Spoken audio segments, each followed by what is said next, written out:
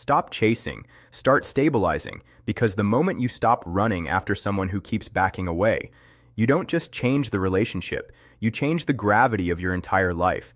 Chasing feels like love when you're anxious. It feels like devotion. It feels like loyalty. It feels like I'm fighting for us. But most of the time, it is your nervous system begging for certainty. It's you trying to calm the fear by getting a reply, getting a sign, getting a crumb of reassurance that says you're still chosen.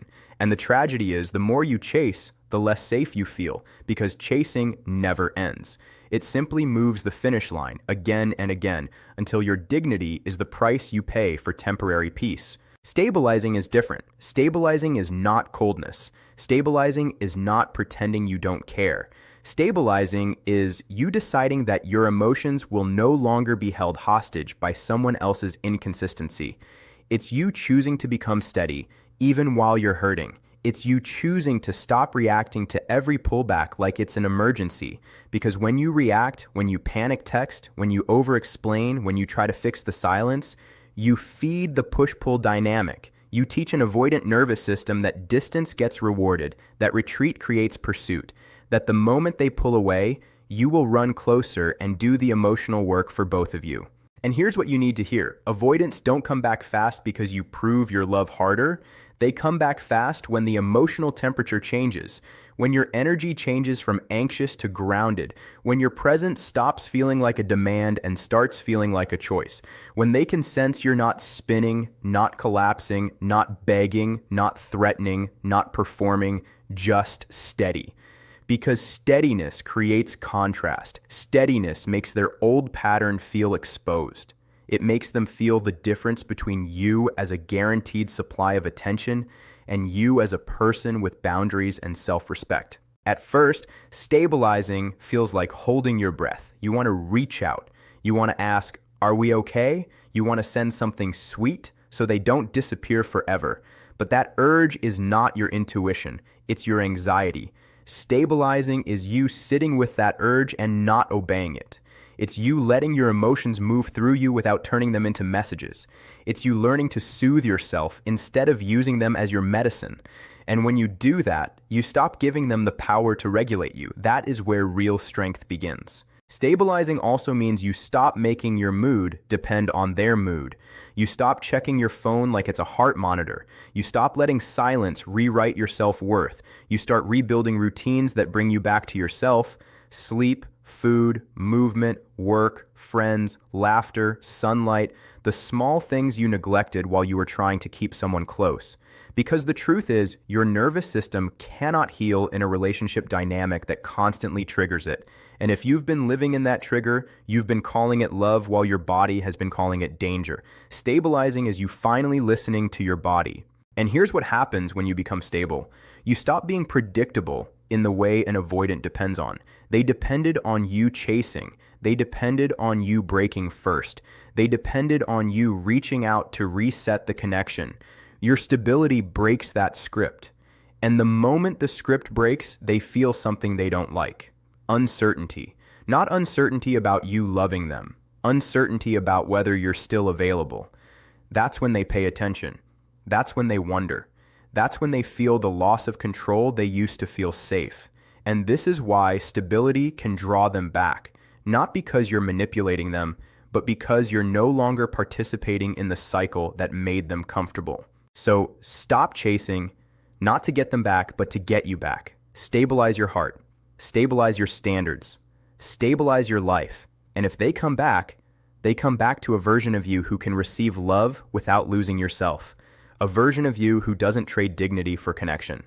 A version of you who finally understands that the most attractive energy on earth is not desperation, it's peace. Remove free access to you. Because the fastest way to change an avoidant dynamic is to stop giving relationship benefits to someone who isn't giving relationship behavior. And I know that sounds harsh, but it isn't harsh, it's honest. For too long, you've been paying in full for something they've only been renting. You've been offering comfort on demand, forgiveness on demand, emotional labor on demand, the softness of your heart whenever they feel lonely, stressed, or uncertain, even while they keep you unsure about where you stand. You've been giving them the privileges of closeness without the responsibilities of closeness, and then you wonder why they never feel urgency to show up differently. Free access looks like this. They disappear, and when they return with a casual, "Hey," you respond instantly, like nothing happened, because you're so relieved they're back that you're willing to swallow the pain just to keep the peace. They pull away, and you send reassurance, you smooth it over, you act understanding, you make it safe for them to do it again. They give you crumbs, and you turn those crumbs into a meal in your mind. You tell yourself, at least they reached out, at least they care, at least they didn't leave completely. And every time you do that, you teach them a lesson, not with words, but with your availability. You teach them that inconsistency still gets rewarded with your warmth. Now, removing free access does not mean becoming cruel. It does not mean ghosting. It does not mean pretending you don't care. It means you stop being instantly available to someone who treats your heart like an option.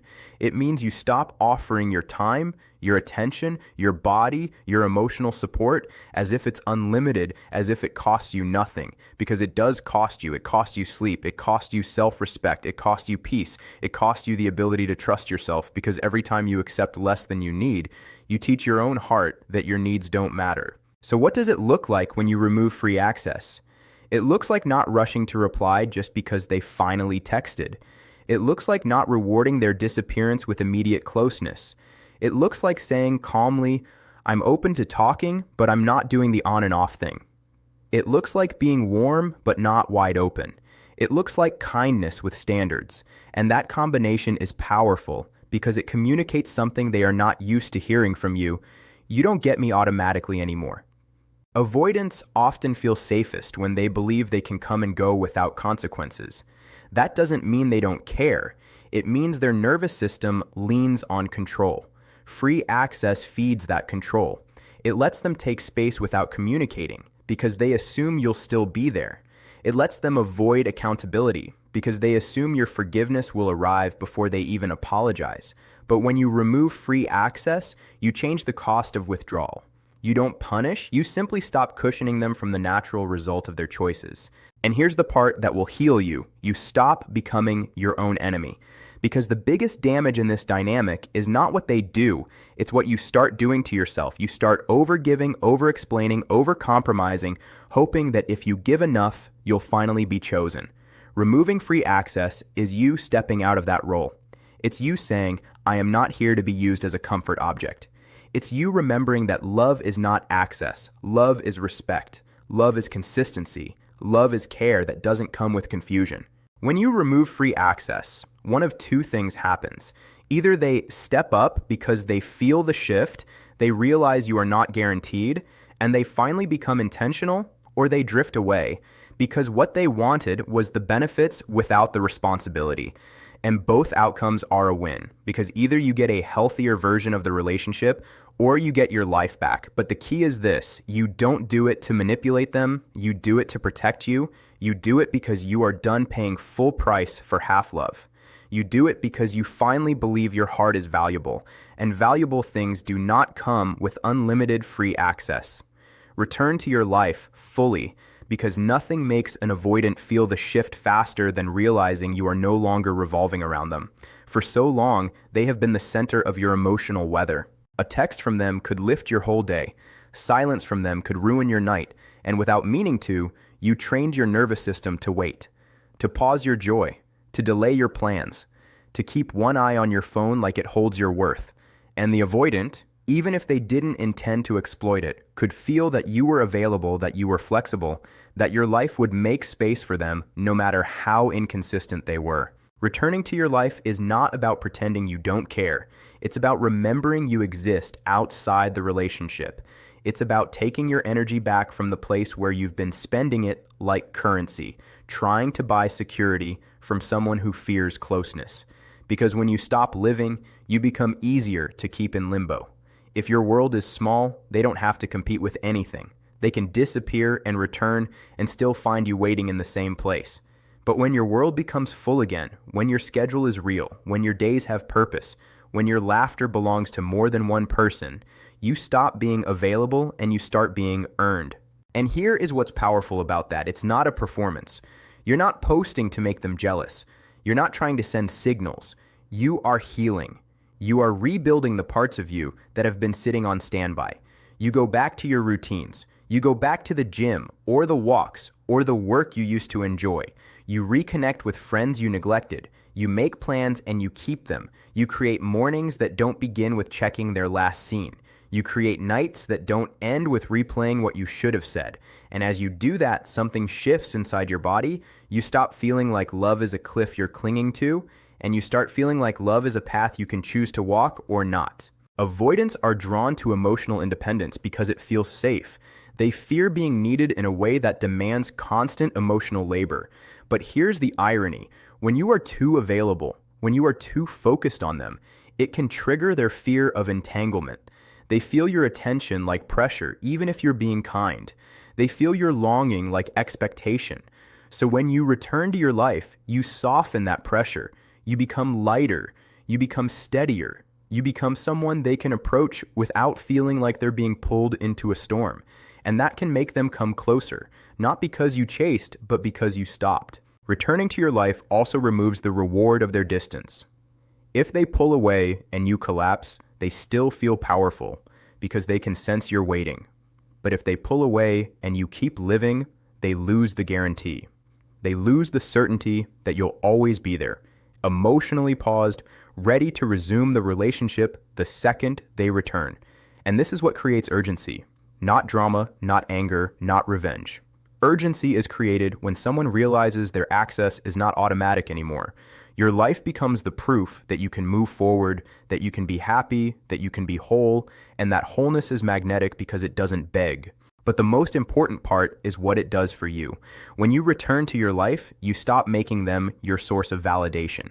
You stop making their attention the measure of your worth.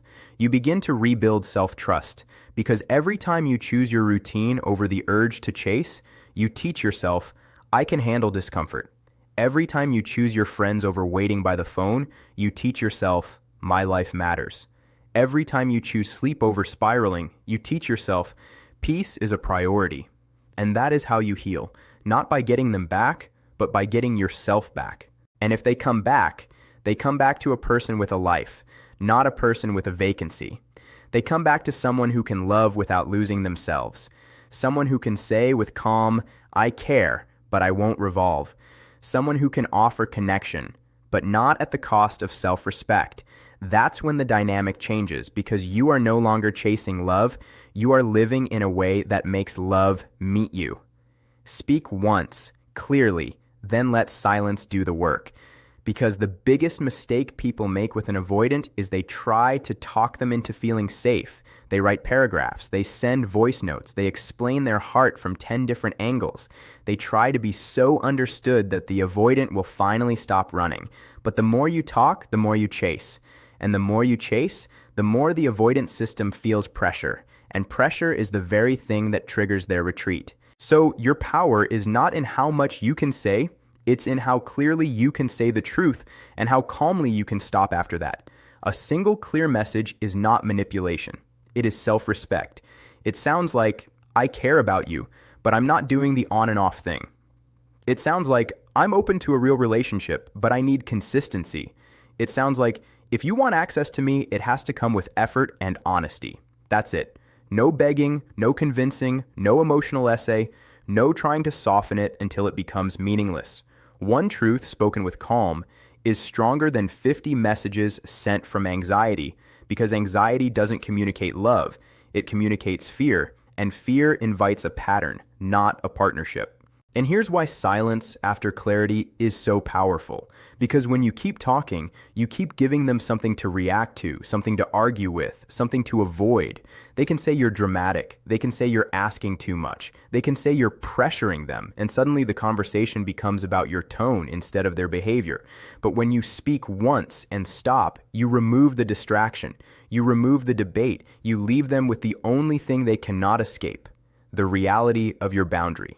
Silence after clarity becomes a mirror. It forces them to sit with what you said without you rescuing them from the discomfort. Silence also protects you from the spiral that comes after you express a need.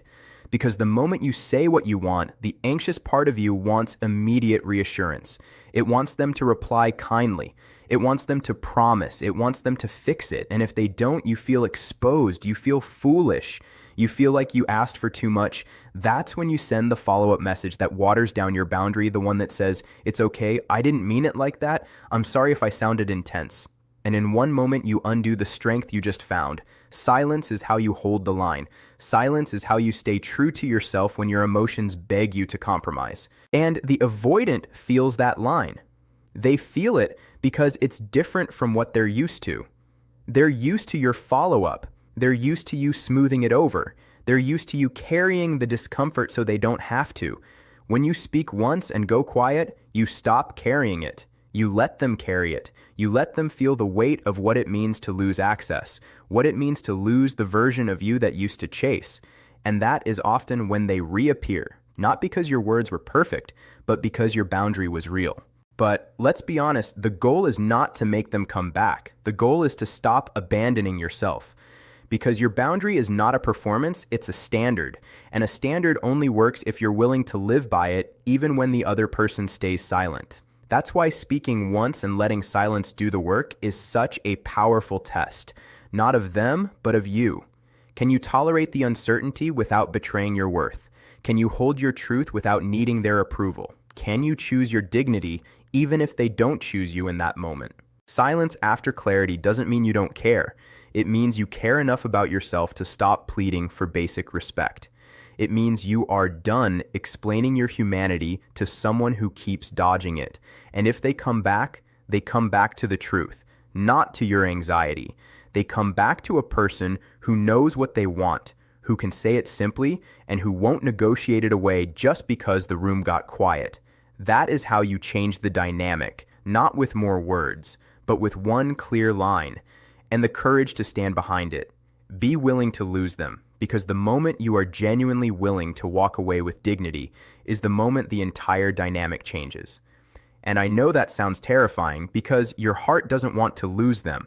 Your heart wants to fix it, to save it, to keep the connection alive, to believe that if you just try one more time, love will finally land in the right place. But the avoidant dynamic thrives on one thing, guarantee.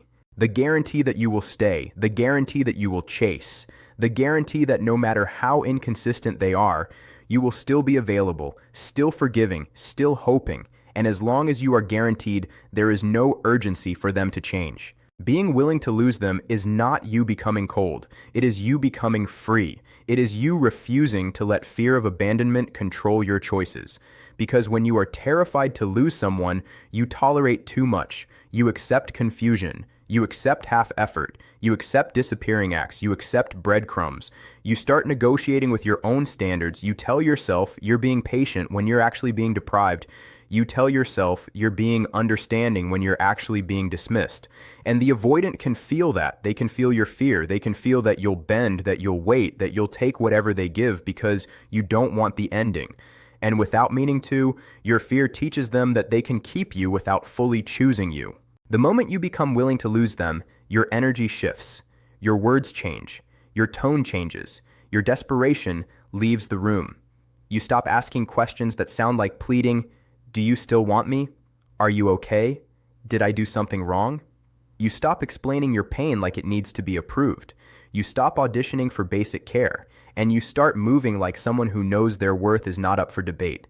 You become calm in a way that is not performative. Calm because you finally accepted the truth that if someone wants to be in your life, they will have to show up for it, and if they don't, you will survive anyway. This is the part that scares the avoidant because avoidants are often drawn to connections where they hold the power to come and go, not because they are cruel, but because control feels like safety. They feel safest when they believe they can retreat without losing you. When you become willing to lose them, you remove that safety net. They can no longer assume your love will cover the cost of their distance. They can no longer rely on your patience as an escape hatch. And suddenly, they feel the risk. Suddenly, they feel the consequence. Suddenly, they feel the possibility of losing something real. But Here's the most important truth. You don't become willing to lose them to make them stay. You become willing to lose them because you refuse to lose yourself. Because every time you chase, you lose a piece of your dignity. Every time you beg for consistency, you lose a piece of your self-trust. Every time you accept less than you need, you teach your heart that it doesn't deserve more. And that is a loss far greater than losing a person. Losing a person hurts, but losing yourself destroys you slowly, quietly, over time. So, being willing to lose them looks like this. You keep your standards even when your emotions shake. You don't break your boundary just because they send a late-night message. You don't run back into the cycle just because they offer a sudden burst of attention. You require real effort, real consistency, real repair. And if they can't give it, you walk away, not with hatred, not with revenge, but with clarity. Because clarity is compassion for both of you. It ends the confusion. It ends the push-pull. It ends the endless waiting. And yes, sometimes this is when they come back fast. Because for the first time, your absence becomes believable. For the first time, the ending feels real. For the first time, they sense that you are not guaranteed. But even if they don't, you still win. Because you chose yourself. You chose peace. You chose a love that doesn't require you to beg. And once you can say, honestly, I would love you, but I will not lose myself for you, you become unstoppable. Because you are no longer controlled by the fear of losing them. You are led by the certainty of your worth.